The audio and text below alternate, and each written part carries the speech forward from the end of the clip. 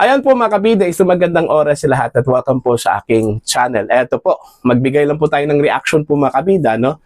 Dito ho sa pag-declare po mga kabida ng Korte Suprema, no? Na unconstitutional po mga kabida, ito pong impeachment complaint o articles of impeachment po mga kabida, ano po, no? Laban ho kay Vice President Sara Duterte. Bago lang po ito, cover-breaking lang po itong balita na ito mga kabida mula sa Korte Suprema, ano po, no? Eto, babasahin ko lang po itong balita mula sa GMA News Online, ano po.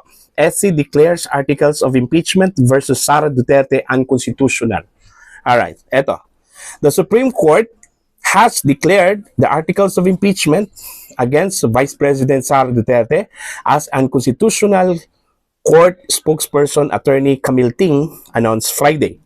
The SC has ruled that the House impeachment complaint versus VP Sara Duterte is barred by the one-year rule and that the process or fairness applies in all stages of the impeachment process, Ting said in a press briefing. The High Court's ruling is in relation to the consolidated petitions filed by Duterte and lawyer Israelito Torion and others seeking to declare the articles of impeachment against her as null and void.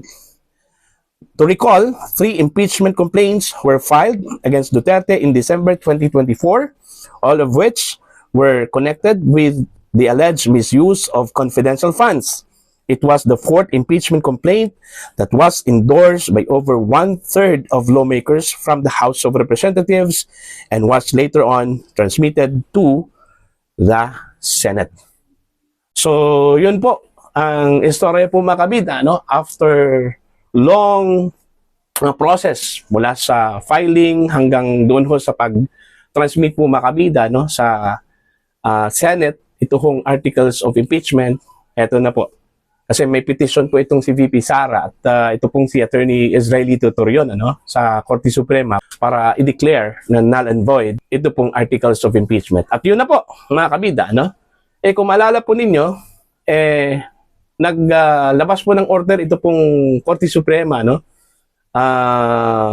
para sagutin po ng House of Representatives ito pong petition po ni VP Sara at Attorney Torion. Actually, consolidated po yun mga kabida, Doon po sa order na yon, pinasagot po ng SC ito pong House of Representatives.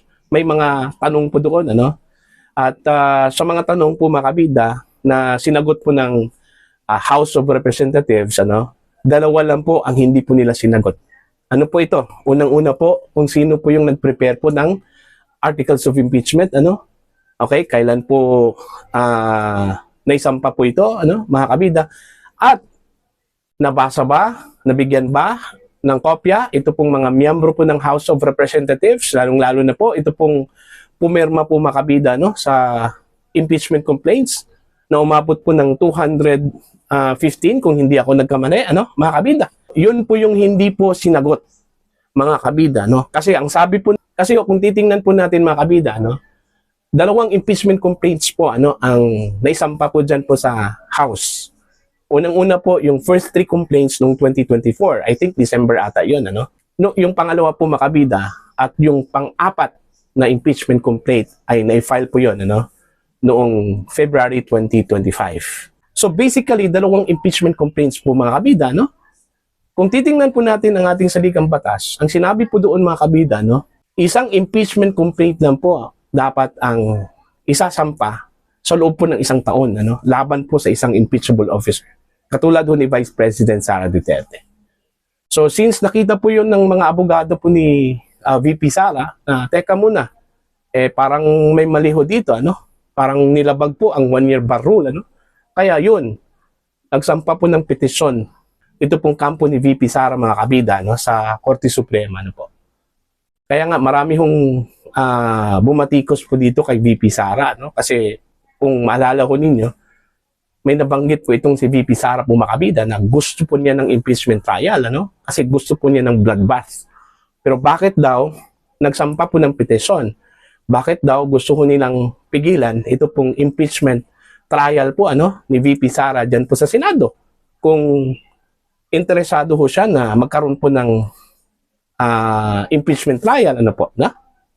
Okay? Meron pong sagot po dyan. Ano, ang kampo po ni VP Sara, ang sabi po nila, talagang hindi po pwedeng ipagpatuloy ang isang proseso kung sa tingin ho nila na meron na pong mali. Although gusto po ni VP Sara na magkaroon po ng impeachment, paano ho na mangyari po ang impeachment trial kung ang proseso mismo ay meron na pong mali. Labag na po sa saligang batas. Diba? At saka pangalawa, karapatan po ng Vice Presidente na dumulog sa Korte Suprema at questionin ito pong proseso po, mga kabida. Kasi nilabag yung kanyang karapatan ho dito, ano? Yun yung malinaw po, ano, mga kabida. Kaya dumulog po siya sa Korte Suprema kasi nilabag yung kanyang karapatan for due process, ano, mga kabida.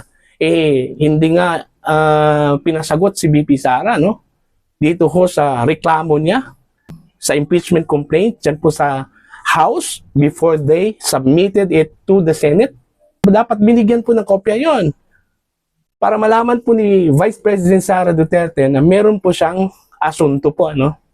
Meron po siyang reklamo dyan po sa House of Representatives. Pero ginawa po ba yon ng House? Hindi. Kasi hindi po accountability po, mga kabida, no? Ang ninais po ng House of Representatives dito, ano?